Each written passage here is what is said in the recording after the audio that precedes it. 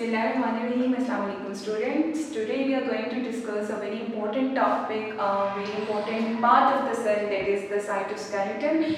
It is the question given in your book exercise also. So it is cytoskeleton. देखिए जब हम human body की बात करते हैं या किसी भी ऑर्गेनिज्म की बात करें तो यूजुअली उनके अंदर जो उनको सपोर्ट मिलता है, जो उनका स्ट्रक्चर फ्रेम रहता है, अपनी पोजीशन पे अपराइट रहता है, that is due to the skeleton. ठीक है, जैसे हम बोन्स और कार्टिलेज को देखते हैं तो वो हमारे डिफरेंट स्ट्रक्चर्स की फॉर्मेशन भी करते हैं और अलॉन्ग विद दैट हमें सपोर्ट भी देते हैं और हम उसकी वजह से मूव भी कर सकते हैं और जो हमारी बॉडी की शेप होती है उसको भी मेंटेन रखते हैं. ठीक है, सो इसी तरह अगर हम बात एक सेल की करें तो सेल में जो स्केलेटन होता है जो सेल की शेप को मेंटेन रखेगा, जो सेल को सपोर्ट प्रोवाइड करेगा, उसकी ऑर्गेनल्स को लोकेट करेगा और उसके साथ साथ सेल को मूवमेंट में हेल्प करेगा, that is called the cytoskeleton. ठीक, so cyto means cell and skeleton mean framework.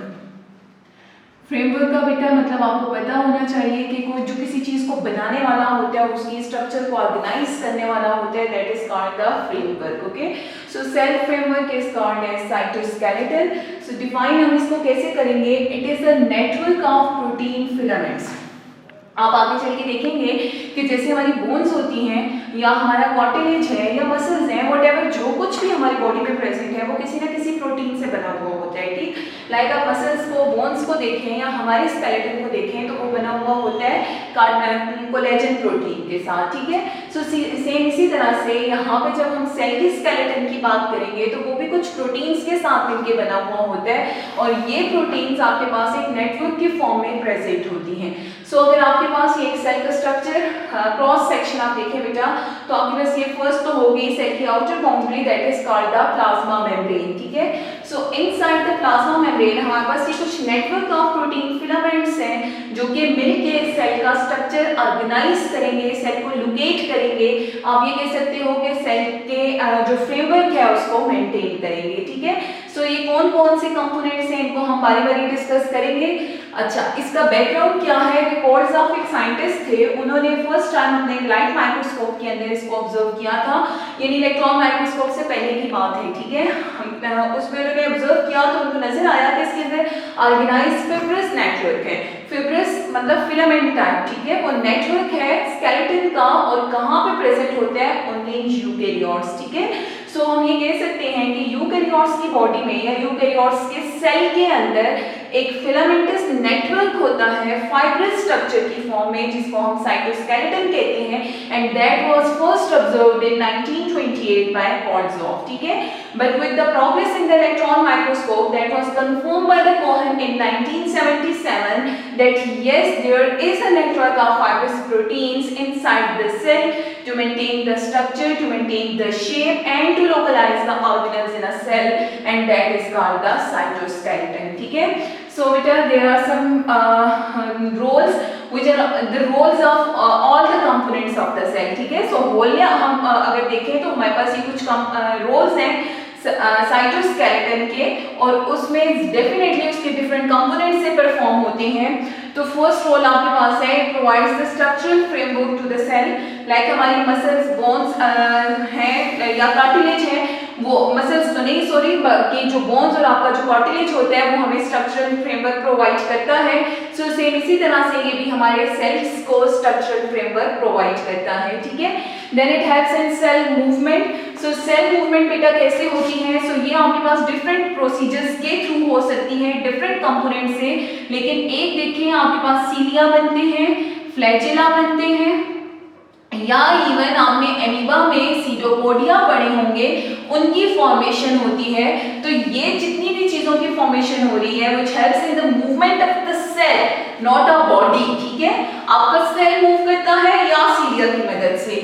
सीलिया आपने देखे होंगे बेटा पैरामीशियम के अंदर इस तरह का उसका स्ट्रक्चर होता है और उसके ऊपर यूं छोटे छोटे साइटोप्लाज्मिक थ्रेड्स होते हैं जिनको सीलिया कहते हैं. ठीक, सो ये जो सीलिया हैं ये आपके पास आ जाते हैं माइक्रोट्यूब्यूल्स से बने हुए, और ये माइक्रोट्यूब्यूल्स जो है वो साइटोस्केलेटन का कंपोनेंट है। दैट्स व्हाई हम ये कह सकते हैं कि ये सेल मूवमेंट में हेल्प करते हैं। ठीक, अगेन आपके पास अगर आप इवन स्पंज को देख लें तो उसके साथ एक टेल लाइक स्ट्रक्चर होता है फ्लैजिला की फॉर्म में, और या जुगलीना को आप देखें तो उसके साथ टेल लाइक स्ट्रक्चर होता है फ्लैजिला की फॉर्म में, वो भी माइक्रोट्यूब्यूल से बना हुआ है। सो हम ये कह सकते हैं कि ये सेल को मूवमेंट में हेल्प करता है। देन आपके पास एमीबा है, तो एमीबा में आपने देखा होगा कि इस तरह के सीटोपोडियाज होते हैं ये वाले, तो ये उसको मूवमेंट में हेल्प करवाते हैं। So we can say that the cell movement is done by the cytoskeleton. ठीक है, and now different parts of the cytoskeleton are contributing in formation of these different structures. ठीक है, सो हम all together सिर्फ लिखेंगे कि it helps in the cell movement. Then हमारे पास है movement of cytoplasmic components. So बेटा देखें, हम जब बात करते हैं फेगोसाइटोसिस की, और फेगोसाइटोसिस के बारे में आपने ये बात पढ़ी हुई है कि ये जो कोई भी आपके पास मेम्ब्रेन के थ्रू जब कोई चीज इन आउट होती है और फिर उसकी इंगल्फिंग होती है तो उसको हम फेगोसाइटोसिस कहते हैं। सो इवन अगर आपके पास है ये क्या कहते हैं एमीबा, या अगर कोई व्हाइट ब्लड सेल है, और अभी आपने लाइसोसोम में भी पढ़ा था कि इसके करीब अगर कोई चीज आती है, यानी कोई भी फॉरेन बॉडी अगर इसके पास आएगी तो ये पहले इसको इंगल्फ करती है, तो वो इंगल्फ होके इधर अंदर फूड वैक्यूल में आ जाता है जिसको आप एक फेगोसोम्स कहते हैं। ठीक, सो बेटा ये जो आपके पास फेगोसोम्स की मूवमेंट होती है टुवर्ड दैट पार्ट, इसको आप बोलेंगे साइटोप्लाज्मिक स्ट्रीमिंग, और मैकेनिज्म आपके पास कहलाएगा फेगोसाइटोसिस। ठीक है, यानी अगर हम इसको सिंपली ये कहें कि आपके पास ये एक व्हाइट ब्लड सेल है, सपोज मैक्रोफेज है। ठीक है, इस मैक्रोफेज में ये फेगोसोम स्ट्रक्चर है, यानी साइटोप्लाज्मिक कंपोनेंट है। ठीक, यहाँ पे आपके पास कोई भी बैक्टीरिया आ रहा है, इस बैक्टीरिया को इसने इंगल्फ करना है, यानी इसकी फेगोसाइटोसिस करनी है। तो जैसे ही ये बैक्टीरिया इसके पास आएगा, ये सेल क्या करेगा कि अपने इस फेगोसोम को इसकी तरफ मूव करवाएगा। ठीक है, सो आपके पास इस तरह का एक स्ट्रक्चर बन जाएगा, यानी यहाँ पे फेगोसोम आ गया और ये बैक्टीरिया जो है ये आपके पास इसके करीब आ गया। ठीक है, देन क्या होता है, ये इसके अंदर एंटर होता है और इसके अंदर इसकी इंट्रासेलुलर डाइजेशन हो जाती है। सो ये जो मूवमेंट है साइटोप्लाज्मिक ऑर्गेनेल की टुवर्ड द सेल मेम्ब्रेन और फॉर द फेगोसाइटोसिस, इसको आप बोलते हैं साइटोप्लाज्मिक मूवमेंट। ठीक है, यानी या साइटोप्लाज्मिक स्ट्रीमिंग, इवन साइक्लोसिस भी। Then formation of different structures.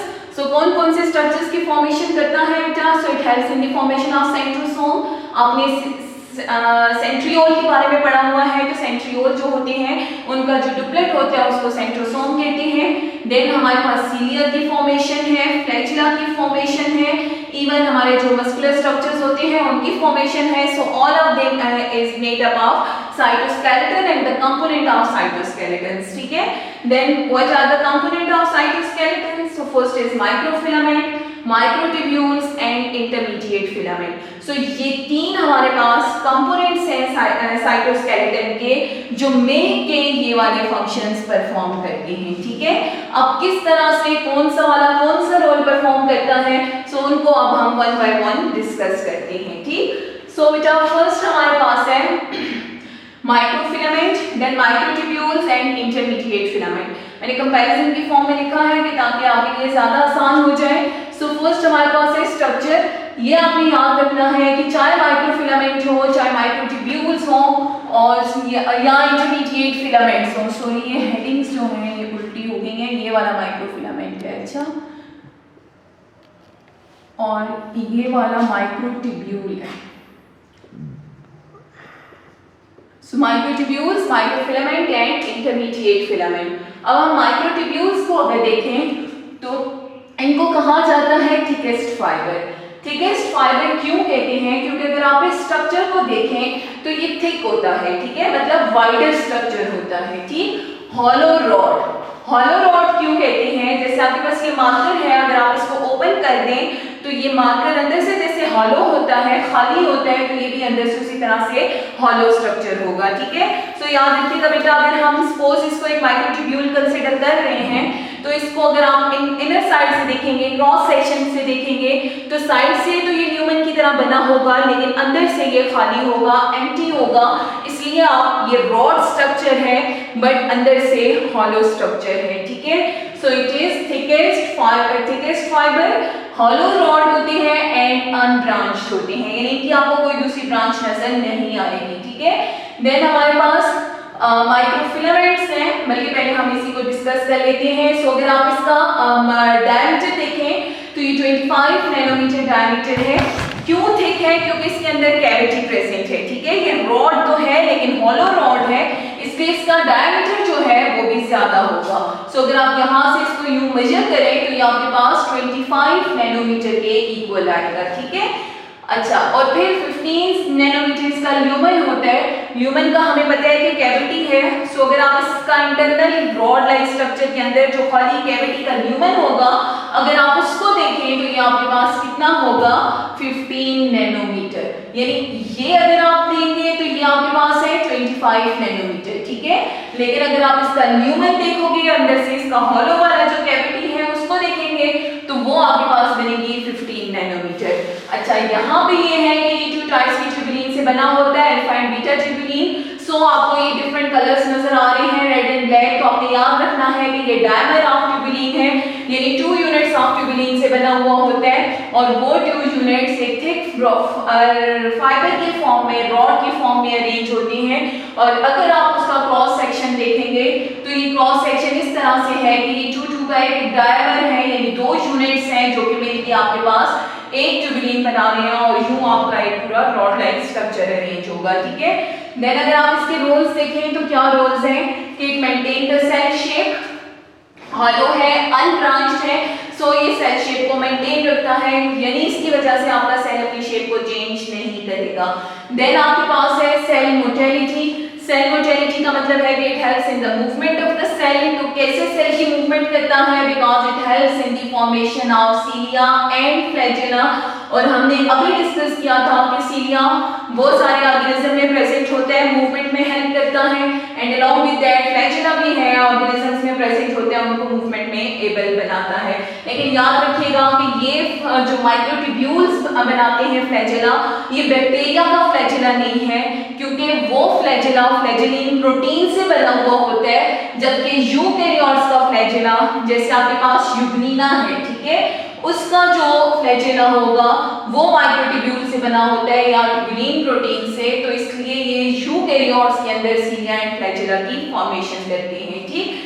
Then बेटा हमारे पास एक इम्पोर्टेंट फंक्शन है इसका कि ये हेल्प्स करता है arrangement and then the separation of chromosomes में। सो उसके लिए जो हमारे पास एक पर्टिकुलर स्ट्रक्चर बनता है उसको हम माइटोटिक ऑपरेटर्स कहते हैं। अगर आपको याद हो, आपने 9th क्लास में भी माइटोसिस के प्रोसेस में पढ़ा होगा कि 3 तरह के हमारे पास वो होते हैं, स्पिंडल फाइबर्स होते हैं जो कि मिलके माइटोटिक ऑपरेटर्स बनाते हैं। कौन कौन से? एक आपके पास यहाँ पे स्टार शेप प्रेजेंट होते हैं जिन्हें आप एस्टर्स कहते हैं, एक जो कि दोनों सेल के पोल्स पे प्रेजेंट होते हैं, ठीक। उसके अलावा यहाँ से आपके पास दोनों साइड पे कुछ फाइबर्स एक्सटेंड होती हैं, और एक आपके पास आ जाते हैं पोलर जो साइड टू साइड एक्सटेंड हुए होते हैं, और एक वो जिनके ऊपर क्रोमोसोम्स अरेंज्ड होते हैं, ठीक। और जिन पे क्रोमोसोम्स अरेंज्ड होते हैं आपको पता है उनको काइनेटोकोर कहते हैं। सो ये जो हमारे पास 3 तरह के फाइबर्स हैं ये बने हुए हैं माइक्रोट्यूब्यूल्स के साथ, जो माइक्रोट्यूब्यूल्स बना रहे हैं किस चीज को? स्पिंडल फाइबर को। और ये स्पिंडल फाइबर बन रहे हैं माइक्रोट्यूब्यूल्स के साथ, और तीनों स्पिंडल फाइबर्स मिलके आपके पास बनाएंगे माइटोटिक ऑपरेटर्स, ठीक है। क्या कह रही हूं मैं कि माइक्रोट्यूब्यूल्स ये बनाएंगे spindle fibres, unbranched hollow rods, ठीक है। और स्पिंडल फाइबर्स की जो 3 टाइप्स हैं वो मिलके बनाते हैं माइटोटिक ऑपरेटर्स। और जब माइटोटिक ऑपरेटर्स बनता है तो वो क्यों बनता है? ताकि वो क्रोमोसोम्स को अरेंज करे, और जब सेल की डिवीजन खत्म हो जाए तो वो क्रोमोसोम्स को सेपरेट होने में हेल्प करे, ठीक है। So for the arrangement and then for the separation of chromosomes towards the opposite pole is done by the mitotic operators, which is formed up of different types of spindle fibers and these spindle fibers are composed of microtubules. ठीक है, so we can say that they also helps in the cell division. ठीक, then we have next structure, that is microfilament. So microfilament, these are known as thinnest fiber and solid rod. ठीक है, अब बेटा अगर आप इस diagram में देखें तो microfilaments are present just beneath the plasma membrane. ये आपको याद रखना है कि इनकी लोकेशन प्लाज्मा मेम्ब्रेन के बिल्कुल नीचे होगी। यानी अगर आप ये देखें कि अगर आपका ये सेल है तो इस सेल में इसके नीचे बिल्कुल जो ट्यूब्यूल्स प्रेजेंट हो फिलामेंट्स प्रेजेंट होंगे वो माइक्रोफिलामेंट्स के होंगे। ठीक है, so they are present just beneath the plasma membrane. They are thinnest fiber. Why? Because they have very less diameter, that is 7 nanometer, and they are named as solid rod. Why they are named as solid rod? Because they do not have any hollow cavity. ठीक है, so this is the intertwisted structure, but that is made up of type of protein. We do not make any hollow cavity, and that's why we named them as solid rods. ठीक है, then beta its composition. So it is made up of two chains of actin which are twisted around each other. ठीक है, so आप देखिए आपके पास एक ये chain है एक्टिन की और एक ये चेन है। Actin is a protein. ठीक है, इससे ये मिलके बने हुए हैं। यहाँ पे मैंने आपको बताया था कि ट्यूबुलिन का डायमर होता है जो इसको बनाता है। यहाँ पे डायमर नहीं है बल्कि डबल चेन्स हैं। ठीक है, डायमर का मतलब होता है डबल यूनिट्स, सो ये यूनिट्स हैं। ठीक है, जबकि ये क्या है, चेन्स हैं पूरी एक्टिन की। So these are long thread like structures and they are double chains of actin which are intertwisted, या आप ये कह सकते हो कि ये यूं होके ट्विस्ट होते हैं एक दूसरे के ऊपर और एक सॉलिड रॉड की फॉर्मेशन करते हैं। ठीक है, देन बेटा its role, its change the cell shape. क्यों सेल शेप को चेंज करता है? क्योंकि ये हेल्प करता है साइटोलॉसिस में। और दूसरा आपका सेल जब कॉन्ट्रैक्ट होता है या रिलैक्स होता है फॉर एनी पैसेज तो उसकी वजह से भी सेल की शेप चेंज होती है। सो हम ये कह सकते हैं कि साइटोलॉसिस या सेल की जो शेप चेंज होती है वो माइक्रोफिलामेंट्स की वजह से होती है। Then muscle contraction, so actin protein along with myosin calcium के थ्रू बाइंड करेंगे और आपके पास एटीपी रिक्वायर्ड होगा। ये चार चीजें मिलके हमें हेल्प कर रही हैं मसल्स की कॉन्ट्रैक्शन में। ठीक है, देन बेटा साइटोप्लाज्मिक स्ट्रीमिंग, हमने अभी फैगोसाइटोसिस को डिस्कस किया था। So cytoplasmic streaming like phagocytosis, endo या एक्सोसाइटोसिस, वो सब साइटोप्लाज्मिक स्ट्रीमिंग में आते हैं, वो इसमें हेल्प करेंगे। Cell motility, that is cytopodia, formation of cytopodia. Cytopodia mean कि साइटोप्लाज्म एक्सपेंड होता है और सेल जो है वो मूव करता है, और ये क्योंकि बिल्कुल बीनीथ द प्लाज्मा मेम्ब्रेन है, so that's why they can help in the movement of cell. ठीक है, then we have cell division. So ये तो अरेंजमेंट और एंड सेपरेशन ऑफ क्रोमोसोम करेगा, लेकिन एक मैकेनिज्म होता है जिसको आप साइटोकाइनेसिस कहते हैं कि टीलोस फेज के बाद सेल के अंदर ये एक फरो बन जाती है। ये जो डिवीजन फरो बनती है ये इनवर्ड मूव होती है या इनवर्ड कंट्रैक्शन ऑफ माइक्रोफिलामेंट्स की वजह से होती है, जो कि हेल्प करेगी फाइनली सेल को टू पार्ट्स में डिवाइड होने में। ठीक है, so it helps in the division of cell by making the division furrow that is made during the at the end of telophase in cytokinesis in which the cell divides into two cells. ठीक है, then we have the last